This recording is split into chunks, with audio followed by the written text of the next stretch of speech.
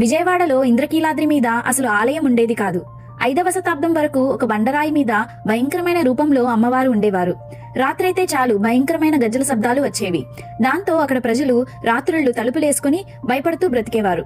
అప్పట్లో విజయవాడను పరిపాలించిన మాధవవర్మ అనే రాజు పిల్లలు లేకపోవడంతో అమ్మవారికి నిత్యం పూజలు చేసేవాడు. తన పూజల ఫలితంగా ఒక మగబిడ్డ జన్మించాడు. రాజు సంతోషించి అమ్మవారికి ఇంద్రకీలాద్రి మీద ఒక ఆలయం నిర్మించాడు.